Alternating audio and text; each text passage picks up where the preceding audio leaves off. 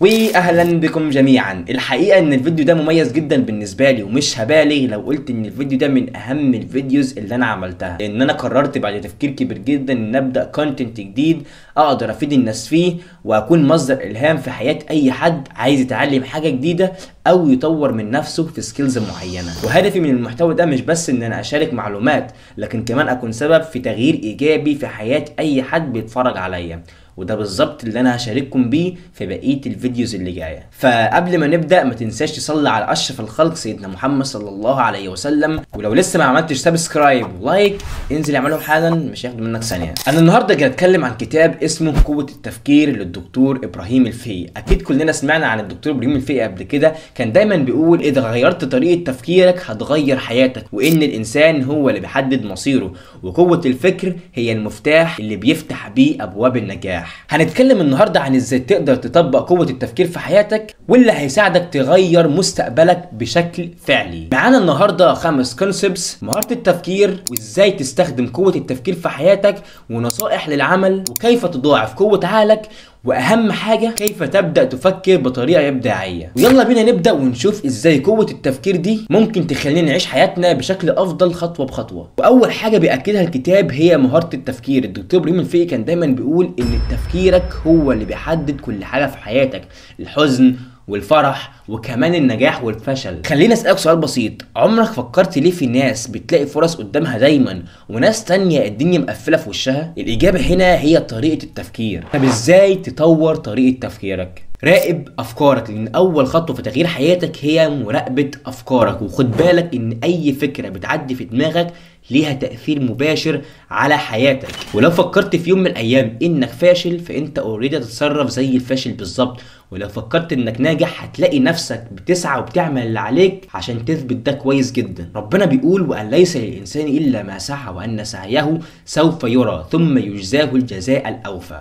اكتب اهدافك وحل مشاكلك بوضوح. الفكره هنا انك لما تكتب اهدافك وتدونها هتلاقي عقلك اوريدي بيرتبها ويلاقي لها حلول. غير طريقه تفكيرك. لازم تتعلم ان الافكار السلبيه مش هتفيدك ابدا، لكن لو صفيت دماغك وركزت كويس جدا هتلاقي الفرص كلها قدامك واحده واحده. عايزك كده تتخيل معايا انك واقف في شارع ضلمه، وكل ما تنور كشاف صغير بيظهر قدامك طريق جديد. اهو بقى التفكير الايجابي ده هو الكشاف اللي بينور حياتك. وتعالوا بقى نتكلم عن ازاي نستخدم قوه التفكير عشان نغير حياتنا فعلا. الدكتور ابراهيم الفقي هنا كان بيشرح حاجه بسيطه جدا: التغيير مش مجرد كلام او احلام، التغيير هو انك تاخد خطوه صغيره وتفضل مكمل فيها. عارف لما بتقرر تعمل حاجة جديدة زي الرياضة أو الدراسة وتلاقي نفسك في البداية مش قادر تكمل؟ خد بالك ده طبيعي جدا، لأن عقلك لسه متعود على الروتين القديم، لكن لو صبرت مع الوقت هيبدأ التغيير ده يحصل. تعالى بقى أقول لك على خطوات عملية للتغيير. ابدأ بتغيير فكرة واحدة. يعني لو عندك فكرة بتقول لنفسك أنا ما أقدرش، لازم توقفها فورا وتستبدلها بكلمة أنا أقدر لو اشتغلت. ابدأ خطوات بسيطة. يعني لو هدفك كبير ما تخافش، قسمه لخطوات صغيرة وابدأ فيه خطوة بخطوة. فاكرين المثال بتاع قطرة ماء بتنحت في الصخر؟ اهو بقى التغيير الحقيقي هنا بيجي من الاستمرارية. خلينا نروح للجزء الثالث واللي بيتكلم عن نصائح عملية للعمل والحياة. الكتاب هنا مش بس بيتكلم عن التفكير، ده كمان بيديك ادوات تمشي بيها في حياتك وتقدر من خلالها انك تحقق احلامك، وتقدر برضو تستخدم قوة التفكير في حياتك اليومية. وزي ما الدكتور ابراهيم الفقي قال ان التخطيط هو اساس النجاح. ومن اهم النصائح هنا بقى ان التخطيط هو الاساس. زي ما تحط خريطة قبل ما تسافر لازم تحط خطة واضحة قبل ما تبدأ اي مشروع او تاخد قرار مهم جدا في حياتك. استغل وقتك صح. الوقت هنا هو اغلى حاجة في حياتك. ما تضيعش وقتك في حاجات مش مفيدة. بدل ما تضيع ساعتين 3 على السوشيال ميديا اقرأ حاجة تفيدك او اشتغل على تطوير مهارة جديدة. توقع النجاح. لما تبدأ يومك وانت متوقع النجاح طاقتك كلها بتتوجه ناحية النجاح، وكمان بتبدأ تاخد خطوات ايجابية. النجاح مش صدفة، النجاح خطة وإرادة. كيف تضاعف قوة عقلك؟ العقل هنا زي اي عضلة في جسمك، لو ما استخدمتهوش هيفضل ضعيف، ولو ضربته كويس هيتضاعف وهيبقى اقوى بكتير. طب ازاي تضاعف قوة عقلك؟ 1. التعليم المستمر.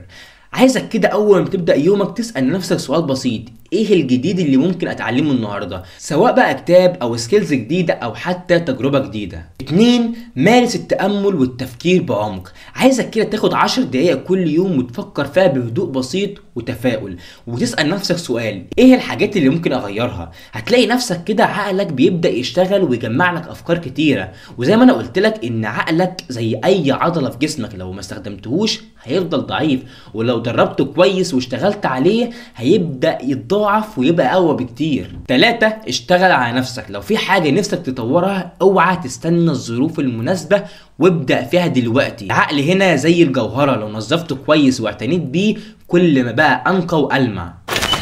واخيرا خلونا نتكلم عن التفكير الابداعي، وده بقى الجزء اللي بيفصل بين الانسان العادي والانسان اللي بيحقق نجاحات وانجازات استثنائيه. وهنا بقى يجي سؤال: طب ازاي تكون مبدع؟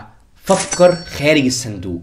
لو كل الناس بتفكر في اتجاه معين، جرب تفكر في الاتجاه العكسي واكتب افكارك مهما كانت بسيطه. الدكتور الفقي هنا كان دايما بيقول ان الابداع بيبدا بفكره واحده مهما كانت صغيره ممكن تكبر وتغير حياتك. الفكره هنا بقى ان في كل يوم في حياتك فرصه للابداع. عايزك بقى تشوف المشكله اللي بتواجهك كانها تحدي، واسال نفسك سؤال بسيط: ايه الحل اللي عمره ما خطر على بال اي حد؟ ولو وصلت معايا للنهايه وانت دلوقتي عارف ان قوه التفكير ممكن تكون المفتاح الحقيقي لتغيير حياتك، وزي ما الدكتور الفقي قال ان العقل البشري هو اعظم هديه ربنا اديها لنا، استخدمه صح وهتلاقي حياتك بتتغير. وهنا بقى يجي سؤال: لو فعلا غيرتوا طريقه تفكيركم، ايه اول حاجه ممكن تحققوها؟ شاركوني تحت الكومنتات، ولو عجبك الفيديو ما تنساش تعمل لايك وكمان سبسكرايب، وسيب لي تعليق برايك او فكره جديده عايزني اتكلم عنها في الفيديوهات الجايه.